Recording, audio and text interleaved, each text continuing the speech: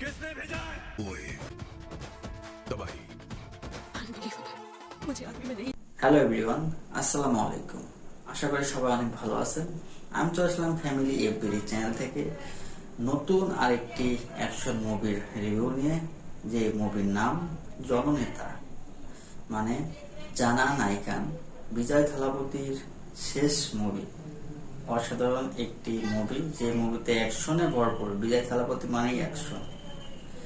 But একটা জিনিস আমার একটু ভালো লাগেনি, কারণ তার শেষ মুভি যেখানে, সেই মুভিটা হবে আনকমন একটি মুভি, যে মুভি শেষ সবাই মন থেকে উঠাইতে পারবে না।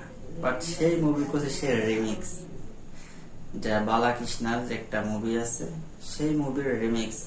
কিন্তু আমার কাছে অতটা ভালো লাগে না, কিন্তু অ্যাকশন গুলা অসাধারণ লাগছে, এবং যেখানে ববি দেওয়াল ভিলেনের যে সিন গুলো আছে অসাধারণ লাগছে। জননেতা হলো তামিল সুপারস্টার সি জোসেফ বিজয় থালাপতি বিজয়ের সর্বশেষ অ্যাকশন ড্রামা চলচ্চিত্র জানা নায়কন এর অফিসিয়াল হিন্দি ডাব সংরক্ষণ। চলচ্চিত্রটি 2026 সালের 23 জুলাই বিশ্বব্যাপী প্রেক্ষাগৃহে মুক্তি পেয়েছে। রাজনীতিতে সম্পূর্ণ যোগ দেওয়ার আগে এটাই বিজয়ের শেষ সিনেমা। মূল তথ্য: প্রধান চরিত্র বিজয়, ববি দেওয়াল, পূজা হেগড়ে এবং মামিতা বাইজু। পরিচালক এইচ বিনোদন। সঙ্গীত অনিরুদ্ধ রবীন্দ্রচন্দ্র। গল্পটি ভেট্টি কন্ডান, মানে বিজয় নামের একজন প্রাক্তন আইপিএস অফিসারকে কেন্দ্র করে। তিনি তার প্রয়াত বন্ধুর মেয়েকে বড় করে তোলেন এবং তাকে ভারতীয় সেনাবাহিনীতে যোগ দিতে উৎসাহিত করেন। এই যাত্রায় তাকে সমাজের একটি অত্যন্ত শক্তিশালী ও দুর্নীতিগ্রস্ত ব্যবস্থার বিরুদ্ধে লড়াই করতে হয়। বক্স অফিস রেকর্ড: মুক্তির প্রথম 4 দিনে সিনেমাটি হিন্দি সংরক্ষণ জননেতা উত্তর ভারত দারুণ সাড়া ফেলেছে এবং প্রায় 9.65 কোটি রুপি আয় করেছেন। জননেতা সিনেমার গল্পটি মূলত নারী ক্ষমতায়ন, পারিবারিক আবেগ এবং রাজনৈতিক দুর্নীতির বিরুদ্ধে লড়াইয়ের এক মিশ্রণ। এটি 2023 সালের তেলুগু ব্লকবাস্টার ভগবন্তর কেশরী সিনেমা থেকে আংশিক অনুবাদ প্রায় 50% মিল ছিল। গল্পের মূল দিকগুলো: নাম্বার 1, অভিভাবক ও অভিভাবকদের গল্প। সিনেমার মূল চরিত্রে ভেট্টি কন্ডান, মানে বিজয় থালাপতি, যিনি একজন প্রাক্তন আইপিএস অফিসার এবং সাবেক কয়েদি। ভেট্টির এক ঘনিষ্ঠ বন্ধু মারা যাওয়ার আগে তার মেয়ের দায়িত্ব ভেট্টির উপর দিয়ে যান, যে মেয়েটির চরিত্রে অভিনয় করেছেন মামিতা বাইজু। মেয়েটির স্বপ্ন ছিল সে ভারতীয় সেনাবাহিনীতে যোগ দেবে, কিন্তু শৈশবের একটি বড় ট্রমা বা মানসিক আঘাতের কারণে সে মানসিকভাবে দুর্বল হয়ে পড়ে এবং তার আত্মবিশ্বাস হারিয়ে ফেলে। ভেট্টি একজন কঠোর কিন্তু স্নেহশীল অভিভাবক হিসেবে তাকে সেই ট্রমা কাটিয়ে উঠতে সাহায্য করেন এবং তাকে মানসিকভাবে শক্তিশালী একজন নারী হিসেবে গড়ে তোলেন। নাম্বার 2, খলনায়কের আগমন ও আদর্শগত লড়াই। গল্পের মূল মোড় ঘোরে যখন মেয়েটির জীবনের একটি অতীত সংকট আবার সামনে আসে। এর পিছনে থাকে ফিনিক্স ববি দেওয়াল নামের একজন অত্যন্ত শক্তিশালী, ক্ষমতালোভী এবং দুর্নীতিগ্রস্ত আন্তর্জাতিক অস্ত্র ব্যবসায়ী।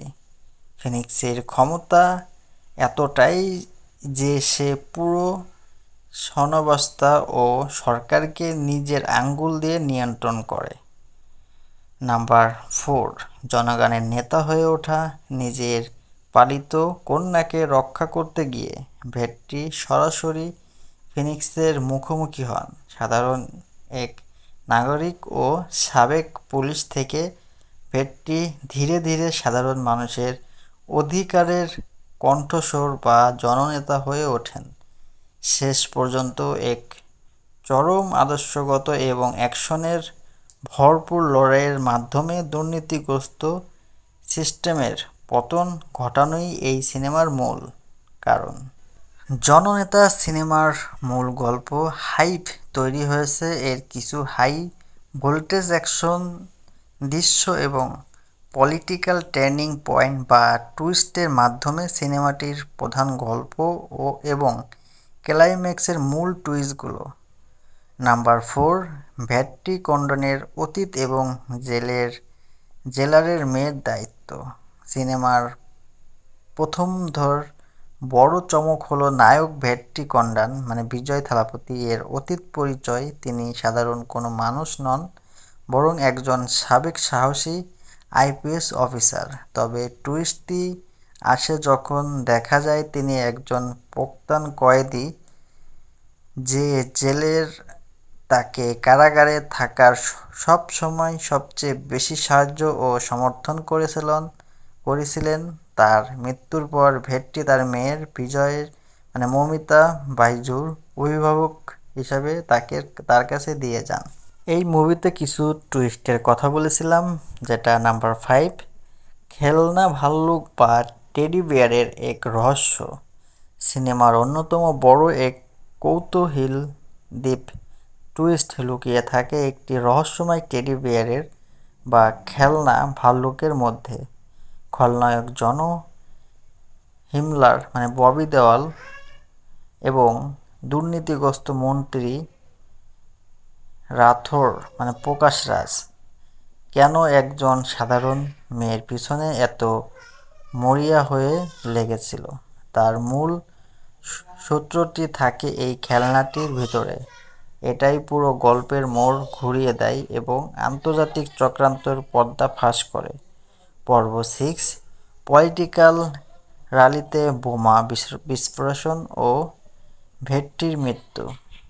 সিনেমাটির দ্বিতীয় ভাগ সবচেয়ে বড় ধাক্কাটি আসে একটি রাজনৈতিক র্যালিতে। খলনায়ক চক্র অনুযায়ী সেখানে এক ভয়াবহ বোমা বিস্ফোরণ ঘটে এবং পুরো বিশ্ব ধরে নেয় যে ভেট্টি কন্ডন সেই বিস্ফোরণে মারা গেছেন। কিন্তু বড় টুইস্ট হলো ভেট্টি আসলে মারা যাননি, তিনি নিজের বেঁচে থাকার খবর গোপন রেখে আড়াল হয়ে চলে যান, যাতে শত্রুপক্ষে আত্মশক অবস্থায় বাগে পাওয়া যায়। সবাই যখন ভাবছে নায়ক শেষ, তখন আড়াল থেকে ভেট্টি তার আসল চাল চাললেন। তিনি একটি অত্যন্ত সুরক্ষিত গোপন সরাসরি ডাটা সেন্টার অনুপ্রবেশ করেন এবং মন্ত্রী রাথোর ও জন হিমলারের যাবতীয় খুন, দাঙ্গা এবং আর্থিক দুর্নীতি অকাট্য তথ্য সংগ্রহ করেন। এরপর সরাসরি কোনো মারামারি না করে তিনি রাজ্যের পুরো ব্রডকাস্টিং নেটওয়ার্ক, টেলিভিশন, ফোন এবং পাবলিক স্ক্রিন হ্যাক করে একযোগে লাইভ প্রচার করে দেন। এই এক টুইস্ট পুরো জননেতা সরকারের বিরুদ্ধে রাস্তায় নেমে আসে এবং খলনায়কদের ক্ষমতার পতন ঘটে। ক্লাইম্যাক্সের চমক, মুখ্যমন্ত্রীর পদত্যাখান। সিনেমার সবচেয়ে বড় আলোচিত টুইস্টটি আসে একদম শেষে। খলনায়কদের পতনের পর পুরো রাজ্য ও রাজনৈতিক দলগুলো ভেট্টিকে রাজ্যের মুখ্যমন্ত্রী হওয়ার অনুরোধ জানায়, কিন্তু তিনি এই প্রস্তাব ফিরিয়ে দিয়ে বলেন জনগণের সেবা করার জন্য কোনো পদের প্রয়োজন হয় না।